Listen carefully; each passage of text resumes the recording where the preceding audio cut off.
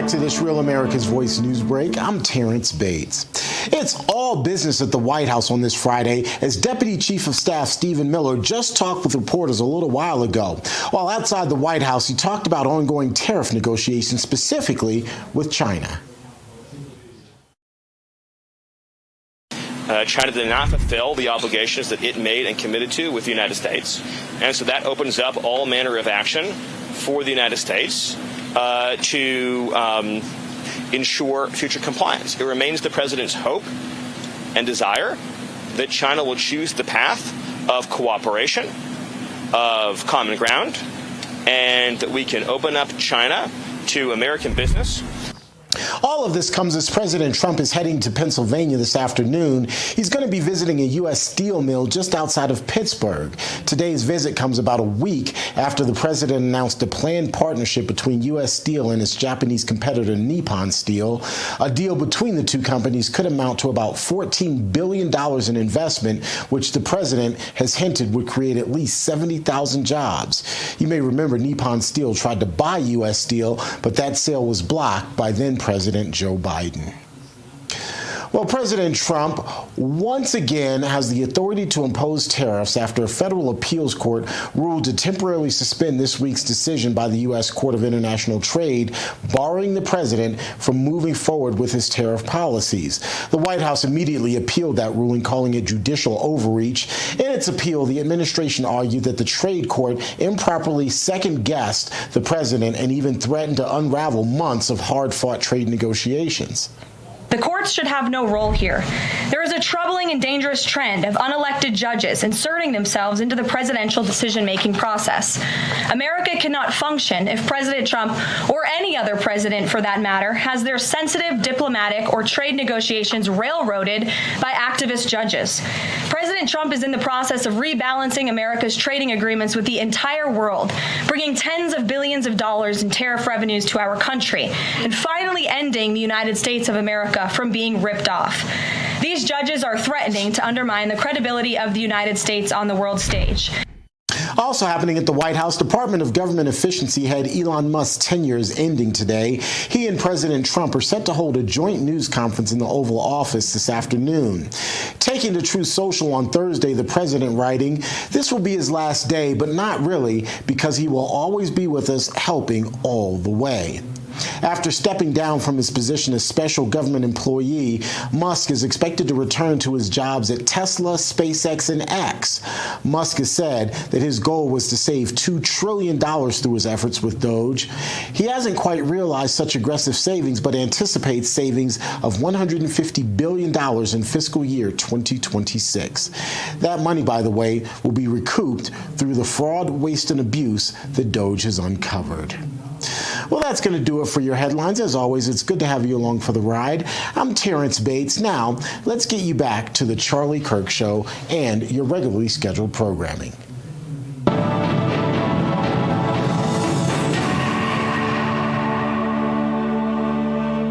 Tax day may have passed, but for millions of Americans, the real trouble is just now beginning.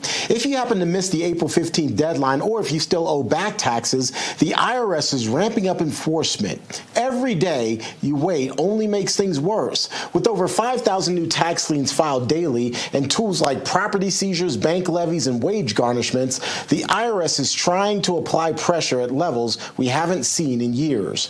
Increased administrative scrutiny means collections are moving fast. Here's the good news, though. There's still time for Tax Network USA to help. Self-employed or a business owner? Well, even if your books are a mess, they've got it covered for you. Tax Network USA specializes in cleaning up financial chaos and getting you back on track fast. Even after the deadline, it's not too late to regain control. Your consultation is completely free, and acting now could stop penalties, threatening letters, and surprise levies before they escalate. Here's the number to call for more information. 800-905-8000, or you can visit tnusa.com/RAV. You may have missed April 15th, but you haven't run out of options just yet. Let Tax Network USA help before the IRS makes the next move.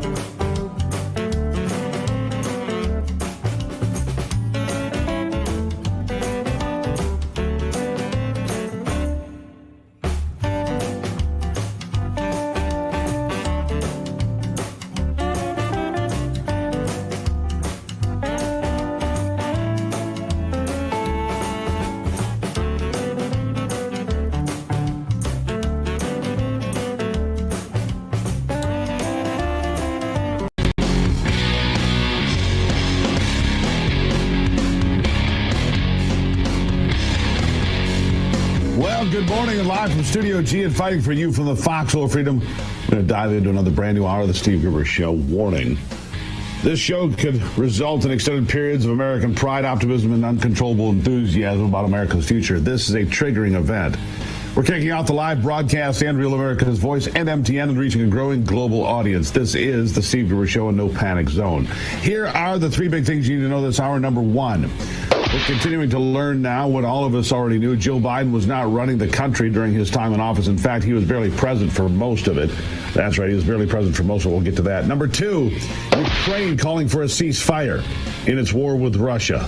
That's right, this comes after one of the wildest weeks and most violent weeks on both sides since the war began. And number three, as you already know, I was aboard Air Force One with President Trump on Friday as he went to Pennsylvania to rally with steelworkers there and celebrate a $14 billion investment into the United States steel by the Japanese firm Nippon.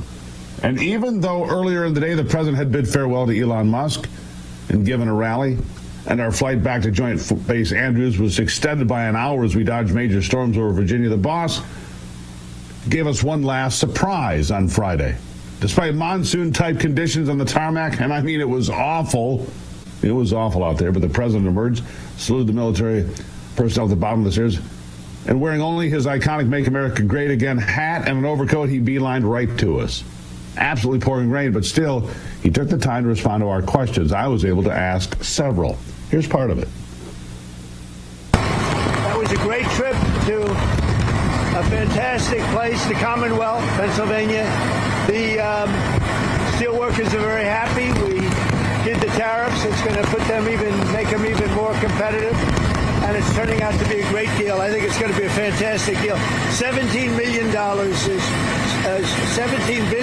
is being invested for new steel mills, new everything, and it's going to be something special. So that was in honor of the steelworkers of Pennsylvania, and it was a fantastic time. We had a great day, and it is raining quite hard, but that's okay. How are you? Go ahead. Sir, can you make Pennsylvania the steel capital of the world again? I think that's going to happen. I think it's going to happen.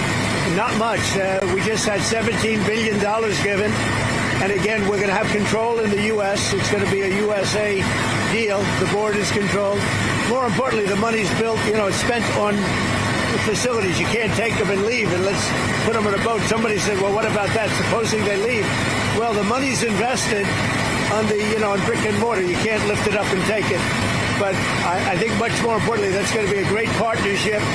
And the company Nippon is coming in with $17 billion plus. So it's going to be fantastic for all steelworkers. Yeah, look at the rain there. For those of you, everybody is soaked. He's a 78-year-old man. Tough as nails out there with nothing but a ball cap and an overcoat, just talking to us. Then I got a bit of a personal shout out. I got to share this. You know I would. Listen. And, I rejected this about 4 times now. And when they finally got it right, I liked it a lot. And you could see how happy the steelworkers were. More importantly, you could see from the union standpoint, the union loved it. It means thousands of jobs in Pennsylvania, right?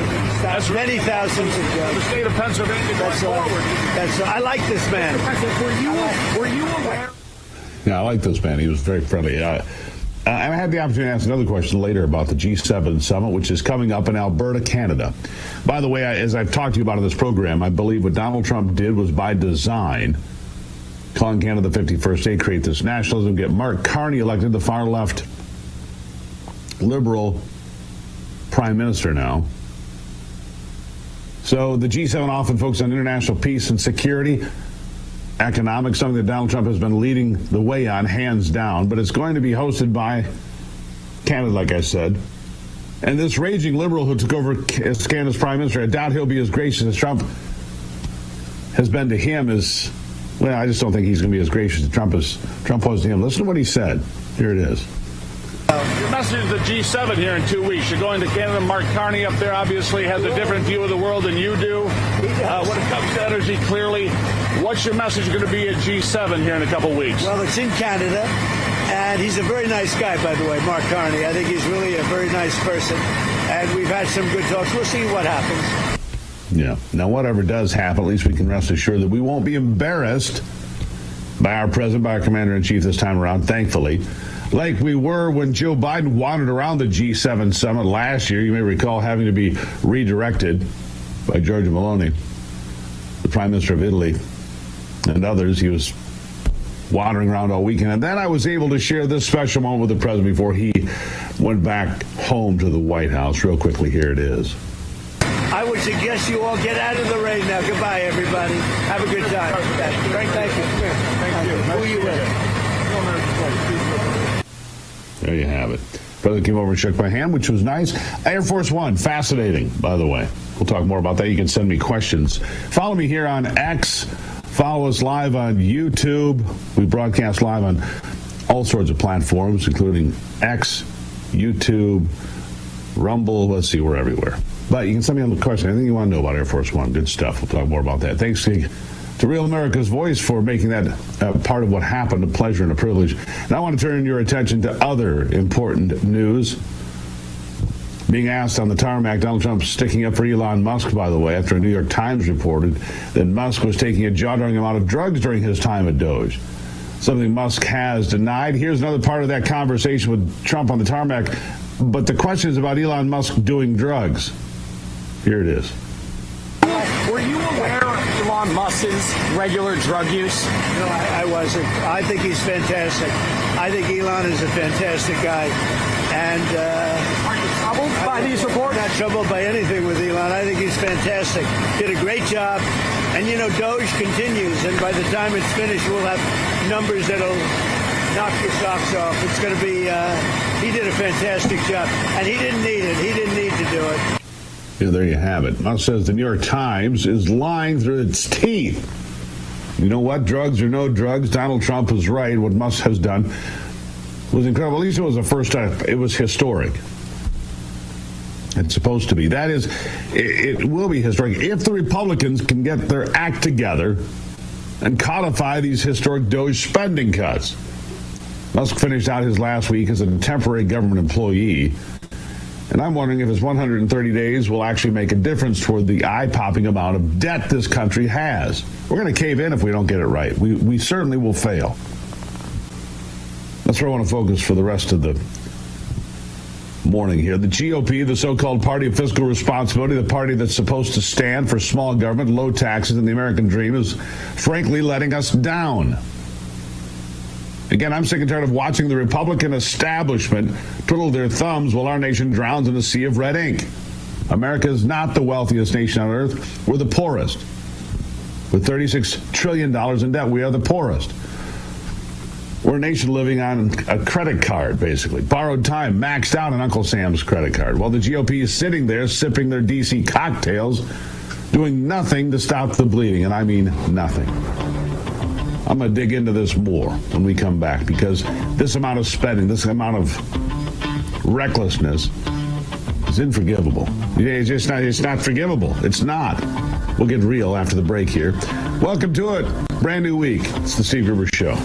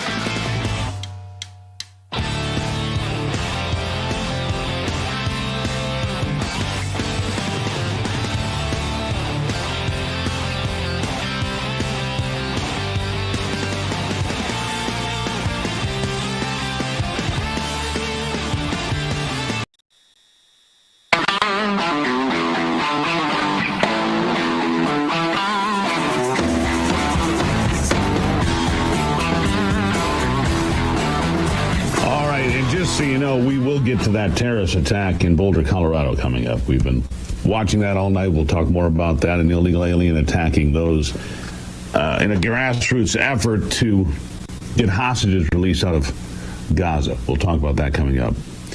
Here we continue, though. Let's get real for a second. When President Trump swept back into the White House, we had hope, real hope.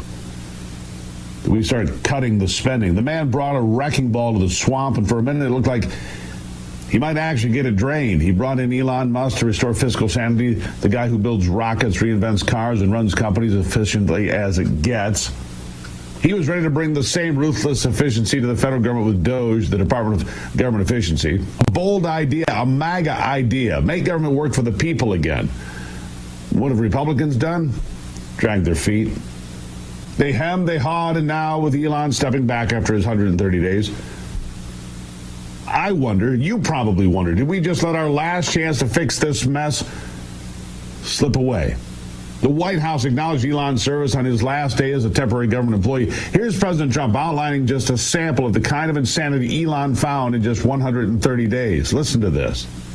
Just as an example, DOGE canceled $101 million for DEI contracts at the Department of Education, $101 million, and that was just a small section of the Department of Education, $59 million for illegal alien hotel rooms in New York City, and the landlord never made the kind of money that he made in the last short period of time. $59 million to a hotel in New York City, $45 million for diversity, equity, and inclusion scholarships in Burma. Does anyone know about Burma? $42 million for social and behavioral change in Uganda. $40 million to improve the social and economic inclusion of sedentary migrants. I can say it's $2 billion to Stacey Abrams and her environmental movement. There was $100 in the account, and all of a sudden they found $2 billion in the account. And I assume that's being looked at. I don't know. I'm not. Yeah. The Biden administration spent $7 trillion there. Lots where that came from. It's going to take more than 130 days to right this ship. You know that. I know that. When Musk addressed the nation, he offered his optimistic outlook on his departure. Here's part of what he said. This is not the end of DOGE, but really the beginning. My time as a special government employee necessarily had to end. It was a limited time thing. It's 134 days, I believe, which ends in a few days. So that it comes with a time limit. But the DOGE team will only grow stronger over time. The DOGE influence will only grow stronger. I'd liken it to sort of Buddhism. It's like a way of life. So it is permeating throughout the government, and I'm confident that over time we'll see $1 trillion of savings and a reduction in $1 trillion of waste and fraud reduction. I'm not as optimistic. I want to be. But if history teaches us anything, it's that our elected leaders don't have the balls, frankly, to see this through. Even most recently, Senator Rand Paul introduced an amendment to codify DOGE foreign aid cuts, claw back the funds that were accomplishing God only knows what over at USAID, and 26 Republican senators voted against it. I'm talking about Lindsey Graham, Lisa Murkowski, Tom Tillis, James Lankford, Mitch McConnell, even the likes of Chuck Grassley and Tim Scott. Why? Why? I need answers. The American people need to know why the GOP cannot get serious about this. We need to know why less than 9% of the general U.S. population has over $1 million net worth, but over half of Congress are millionaires or multimillionaires. Why is Tim Scott shooting down an amendment like that and then saying this on national television? You see the future of DOGE without Musk? Well, first, let's thank Elon Musk for his amazing service to the American people. He has done what no one else has done before. So found hundreds of billions of dollars of cuts and waste, fraud, and abuse. No more 300-year-olds getting Social Security checks because of Elon Musk. Thank God that President Trump had the wisdom to put Elon in place. We will make sure that those cuts are permanent in our spending packages going forward. We need less spending from the American government and more Americans having their own money to make their decisions. No, they won't. That's the kind of performative BS I'm talking about. These guys giving Elon Musk a standing ovation. Well done, Elon. While refusing to vote on a single DOGE cut. I mean, seriously? $36 trillion is not just a number, it's a chain around the neck of every American. It's $100,000 per citizen, $250,000 per taxpayer. And it's growing. Interest payments alone are projected to hit $1.7 trillion annually in 10 years. $1.7 trillion in 10 years. That's more than defense and a whole lot of other things combined, folks. We're paying more to service our debt than to protect our borders. And what's the Republican Party doing about it? Posturing for cable news, fighting over who gets the best committee seat, or pandering to their corporate donors to actually take a stand. We're expecting a rescissions package to hit Capitol Hill tomorrow, maybe. We'll see what happens then, but we're going to keep talking about this. We're going to hold their feet to the fire because we're not playing around anymore. We're only guaranteed the next 4 years, and we need our elected leaders working every second. If we're going to move the needle on this, we need to save the money, folks. We need to save the money. And while we wait for the Republican Party to fix our nation's financial crisis, here's something you can do about yours. While corrupt elites got rich off from crypto, hardworking American patriots were left behind, but not anymore. Block Trust IRA is changing that, bringing the crypto opportunity to real Americans just like you. With crypto fueling President Trump's America First economic miracle, now is your chance to join the movement. Their Animus AI trading platform runs 24/7, crushing old-school strategies and helping patriots like you build serious wealth, just like the elites. Named the #1 crypto tech platform by Bitcoin Magazine, Block Trust IRA offers up to $200 million in protection, and their clients are seeing returns as high as 250%. Whether you're a teacher, trucker, retiree, or small business owner, this is your time. Get up to $2,500 in bonus crypto when you sign up now. Go to SteveGruberCrypto.com. SteveGruberCrypto.com. Making retirement great again. That's SteveGruberCrypto.com. Trust me, you want to look at this. It's a big deal. Don't be left out of this deal anymore. They're making fortunes out there while we sit here. I'll take a break and be back. We're going to talk about that terrorist attack in Colorado in a moment here on the Steve Gruber Show.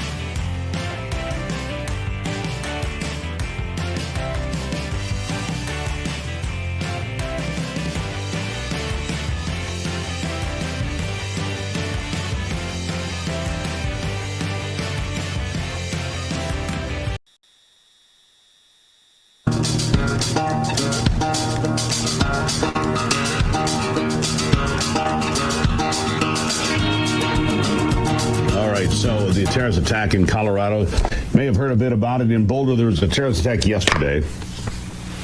A man using a homemade flamethrower of sorts and Molotov cocktails attacked a peaceful gathering of people called Run for Their Lives. Their whole mission is to bring awareness to the hostages still being held by Hamas terrorists in Gaza. Well, now Mohammed Sabri Soliman, a man in the country illegally, an Egyptian citizen, an Egyptian nationalist, was arrested after setting these people on fire at the peaceful rally while yelling "Free Palestine." He's in the Boulder County Jail, multiple felony charges, including 1 count of explosives during a felony, 2 counts of first-degree murder. The circumstances surrounding the murder charge are unclear. Authorities have not announced whether any of the victims have died, but apparently somebody has. The shocking violence unfolded at 1:26 p.m. local time Boulder. Near an event put on by Run Their Lives, a grassroots group that organizes runs and walk events calling for the release of all Israeli hostages held since the 7th of October 2023. The FBI is investigating as a terrorist attack. The Director of National Intelligence, Tulsi Gabbard, also confirming the National Counterterrorism Center working with the FBI and local law enforcement on the ground. Later on Sunday, FBI Denver was on the ground in El Paso County, Colorado, conducting a court-authorized law enforcement activity. It's a terrorist attack. The question is, how many of these people did Joe Biden in the auto pen let into America? And who really did that? And how many anti-Semitic terrorists are in our country right now? Have you seen the streets of Paris burning? We have a big problem here, folks. It's not just the spending, it's the terrorists inside our borders, let in by Joe Biden and his auto pen. More with Ivy after the break here on the Steve Gruber Show. Good morning.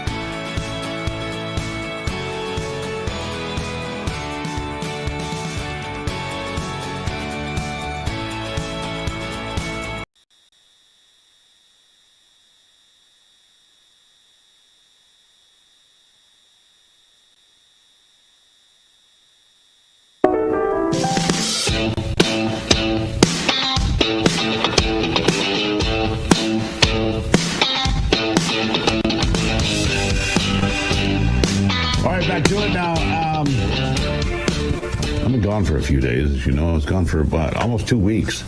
Ivy missed me. She was very kind to me. She picked me up from the airport, says, we're not going home. We're going to the Detroit Grand Prix, which we did over the weekend. It was terrific. Detroit, I tell people all the time, I was on a podcast tonight. Detroit's got some really amazing stuff now. Ivy is here with me this morning. Ivy, good morning. Good morning, Steve. Happy to be here and happy that you're home. I'm happy to be home, even if it's for a couple of days. Yeah. Detroit, the Grand Prix was good fun. We had rooftop tickets. You had that all set up. It's just a fun town, and we found a lot of great restaurants and so forth. People don't realize that some of these cities, even if they're not your cup of tea all the time, great places to go sometimes, aren't they? Absolutely. I think when most people think of Detroit, they think that it is not a great place to go or visit or, fly in, get out of there. But a lot of great restaurants. Actually, I've not been to a Formula One race before, so it was kind of neat to be down there and check that out for a few hours. But yeah, it's a very, very interesting. Pretty, I would say overall, I would always feel safe in Detroit. Not so much in other cities. And yeah, it's better than other places. Think about that. Right. And, things like, not Colorado, but Chicago not being too far from us. But also in a place like Boulder, Colorado, if we can take the conversation there, which is late yesterday afternoon getting the breaking news that there was an attack on a peaceful protest, and coming to find out that it was a foreign national that overstayed his visa, an Egyptian foreign nationalist. Man, yeah. What's his name here? Mohammed Sabri Salman. Yeah, there you go. And so I wonder, how is it that these folks, when we think about immigration, they come in, he was here under the Biden administration for a work visa, right? How then, when the visa expires, is someone not knocking on his door saying, hey, it's time for you to either re-register or head back home or whatever? Because the fact of the matter is this gentleman should not have been in the United States because his visa had been expired.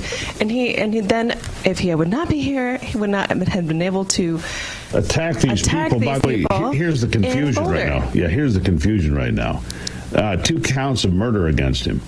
Right. Well, but there's been no report of anybody that's died. But apparently they have. They wouldn't have him charged with murder. 2 counts. What I heard this morning from reports is that the Boulder, Colorado police have to have this underlying crime when they book, the prisoner or whatever. So they had to put these things down, even though there hasn't been confirmation yet that someone has died. So we just haven't had that information. It is a very odd way of doing it. Yeah, it seems odd. But I think the bigger problem here is that a lot of I would say maybe half or 3/4, half of the population is just not believing that this sort of violence is happening in America. And I just think that with America supposedly being this melting pot, we all are accepted here in America. And when you have these terrorist attacks against Jewish people, it is very frightening because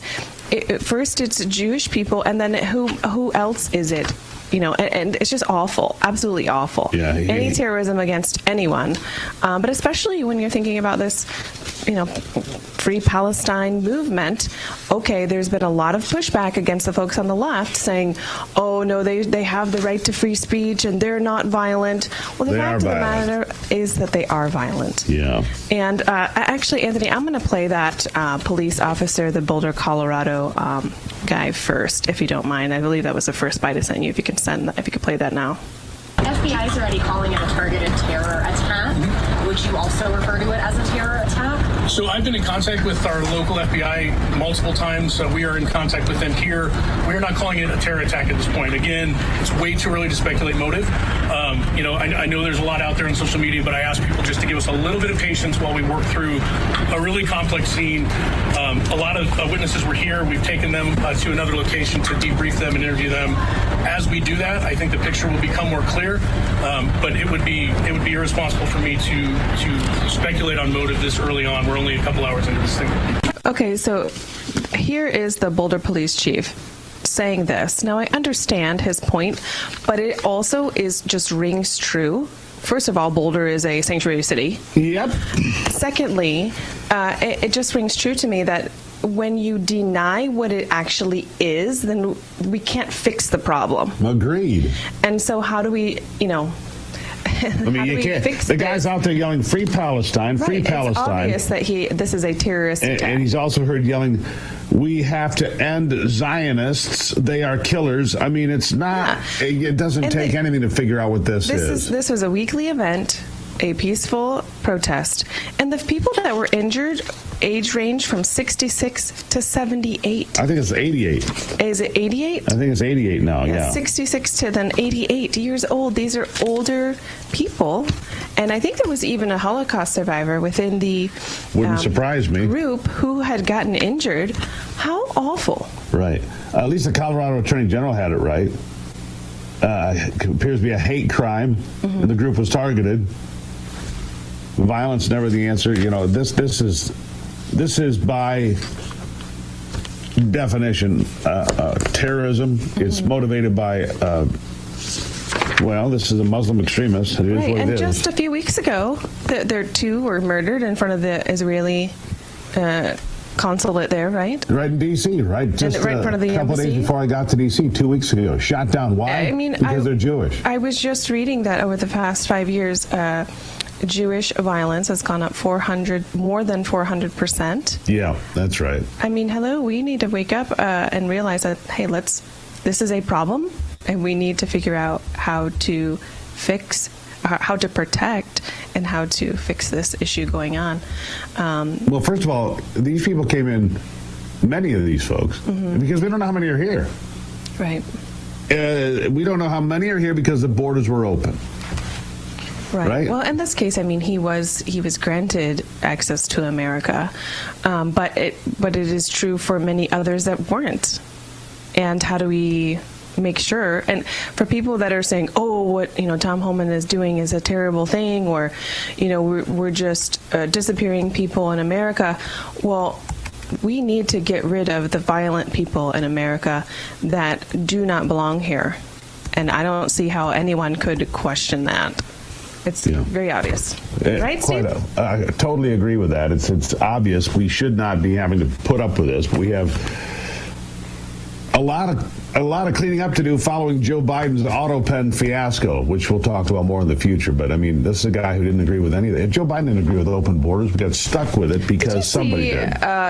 Bill Clinton come out and say, "Oh, good Lord, what does he look sick?" Hold on, how bad does Bill Clinton look? Oh gosh, terrible. But okay, yeah, I really believe everything you say, buddy. Right. Joe Biden looked fine. Please. Well, maybe because that could be you're both on the same cognitive level. Yeah. Anyhow, Ivy, always appreciate you being here. Love you. Thank you. Thank you. Love you. All right. So we'll keep you up on that Colorado terrorist attack. It's what it is. It's a terrorist attack. I can tell you what's going on. When a guy is yelling "Free Palestine" while setting old people as old as 88 on fire, that's a terrorist by definition. I'll take a break and be right back. It's the Steve Gruber Show.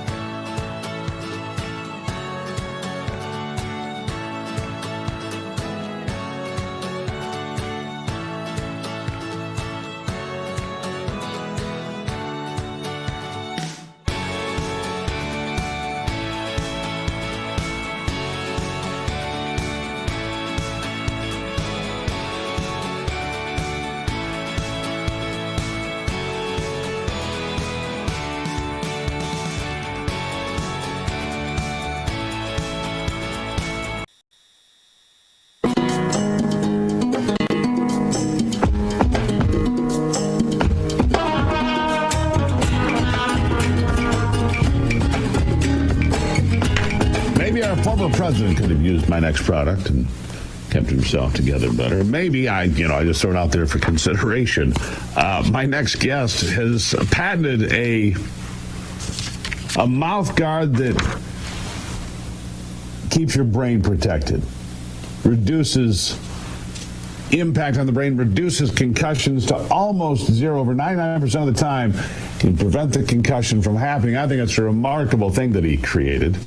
It keeps kids in football and baseball and girls in basketball. Heck, anything you do out there that involves contact, he keeps people safe. He's a dentist in Traverse City, Michigan. Dr. Michael Hutchinson created this NeuroGuard Plus mouth guard. He joins me now. Michael, doctor, nice to have you here. Greatly nice to see you again. Good to be here. Beautiful day in Traverse City. It's a beautiful day, yes. Michigan summer finally showed up yesterday a little bit. It wasn't in the 50s for the first time. This climate change thing sure is working out for us. It was cold over the weekend a little bit. Anyhow, that's for another day. But this is something created by you that has been out there for a bit. I don't know why everybody doesn't use it in pro sports, college sports, doesn't matter. Your mouth guard takes the shock away from the brain. You're protecting the brain from injury, aren't you? Yeah, it's the last link to concussion reduction. We've done great helmets, we've got good equipment, we've got better techniques, but we all forget that the jaw is part of the skull, and impacts come from that, and we haven't been protecting that until now, when we put our jaw in that position called physiologic jaw position. We drop all the impact down to almost zero. So basically what you're saying is when in the days of old when we got our bell rung, as they said, you'd get hit, the jaw would jack around, I guess. That's my technical medical term. It would jack around. And then all that shock would go through your brain. And then, you'd see Tweety birds. Oh, isn't that funny? But we've learned over time that concussions are not funny. It's something to be joked about. There's something that, certainly if you get more than one, can really be debilitating, can it? Yeah, and that's the thing. We just ignore the jaw. My high school in Ames, Iowa, just banned 9th and 10th grade football. Banned it? Pretty much. Yeah, banned it. You can't play until you're a junior in high school. What was the reason behind that? Because people don't know all the aspects, and it's more of a knee-jerk thing. Well, if you don't play, you're not going to get a concussion. So they just dropped it for those 2 grades. And talk about people who go to college and get their college paid for and get out of a bad situation, and then you just taking that away. It's not necessary. We just need to focus on the jaw and its relationship to concussion. It's not bulky or complicated. It's a mouth guard. It goes on your mandible here. It goes on the bottom instead of the top. Mouth guards we always wore when we were kids. Basically they're there to keep your teeth from getting smashed or chipped or whatever. But this is a much more functional piece of equipment. The technology part of a larger effort to promote long-term brain health. Right? That's what it's about. If the people in Ames, Iowa knew how this worked, you would know better, wouldn't you? Absolutely. It's just something that we've learned in the last 20 years, and it's a part of the concussion impact, and we just can't ignore it. Every sport, every kid, all of us have had our lives touched with concussions, whether it be with ourselves or one of our family members or a friend. Everyone is touched by concussions, and it's no fun, and it's a lifelong debilitation, which has been shown in many studies. So this is so important, and the lower jaw is the missing link in concussion reduction. And this particular piece of equipment, by the way, folks, has been studied by Michigan State University and Wayne State University. They've tested the NeuroGuard Plus, certified the results. So I would suggest that if you or someone you know or love are involved in any kind of a contact sport, women's basketball, one of the worst, by the way. People don't realize that women get hurt playing basketball oftentimes. But right now we're not that far from football season. We're not that far from all sorts of sports and things outdoors. So I advise folks, find out more at NeuroGuardPlus.com. If you use the promo code Gruber, you'll save a little bit of money on this, 10%. And you keep your head in the game. NeuroGuardPlus.com. Doctor, I appreciate all you do, and you're out there talking about this all the time. Hey, guys, don't get your bell rung. It's not funny. Keep your head in the game, right? Absolutely. It's the missing link, and you do this, you'll drop your concussion chances down to 0.2%. 0.2? That's almost zero. Look, it's so simple, it's stupid. Why would you not do it? I cannot think of a good reason. NeuroGuardPlus.com. Dr. Michael Hutchinson invented it. He stands behind it. He's been promoting it for years, and people that use it find out that it's all true. Doctor, thank you again. Thanks, Steve. Really appreciate it. They have Dr. Michael Hutchinson, the NeuroGuard Plus. It's a remarkable piece of equipment. I believe in it. That's why I talk about it here. All right, so here's a little something for you. We had just mentioned how cool it has been. It was kind of a cold May in Michigan. It really was. Well, the Atlantic hurricane season has begun. NOAA predicting again a higher than average number of storms. They predicted that the last couple of years. They were wrong, by the way. So I will save this and give you an update at the end of hurricane season, which is September. Forecasters predict a 60% chance there will be between 13 and 19 named storms, 6 to 10 that will become hurricanes, 3 to 5 could be major. I can say this every year. We could have this, we might have that, this could happen, that might happen. If you put qualifiers and everything, the point is you're not predicting anything. It's just, hey, we're just throwing it out there. Hey, it could be 60%, but if it doesn't happen, well, it was 40% anyway. With predictions like this, you're never wrong. Ever. Ever. Ridiculous, anyhow. Hurricane season. I will set this aside, though, and bring them back for you later. We'll take a break. It's the Steve Gruber Show. I'm glad you're here as we kick off another big week. I'll be right back. Don't forget to follow on social media.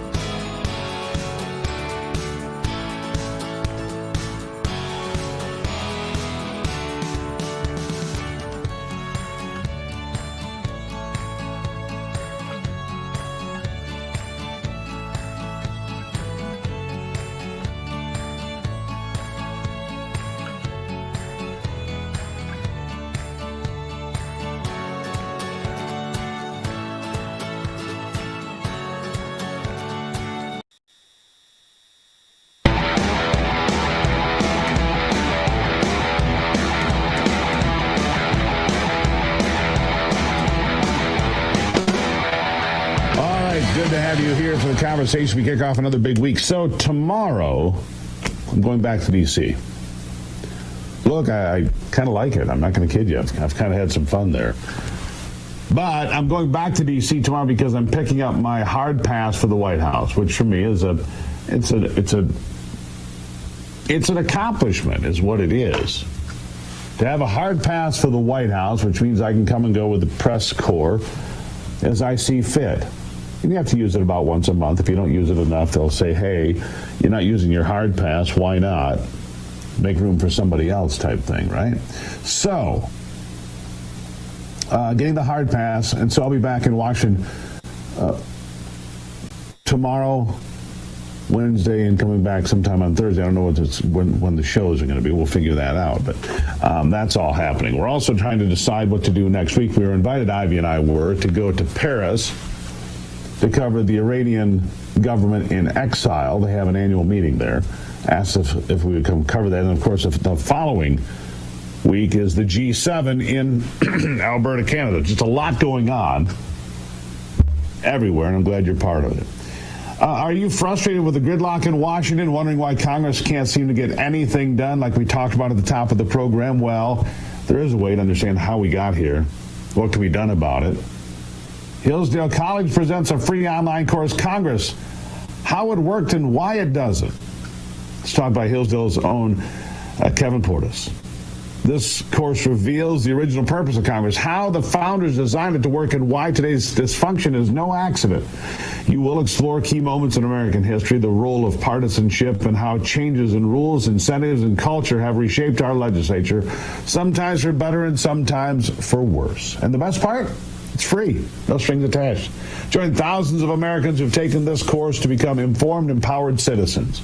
Enroll today at GruberForHillsdale.com and start watching right away. That's GruberForHillsdale.com. Click on the catalog to find much more about this course and join me to rediscover the promise of representative government. Hillsdale College, making us all smarter. Binge watch Hillsdale, not Netflix, I'm telling you. GruberForHillsdale.com. In the next hour, is Russia getting ready with its nuclear arsenal after the attacks destroyed much of its air force? The attacks came from Ukraine, of course. We'll talk about it straight ahead on the Steve Gruber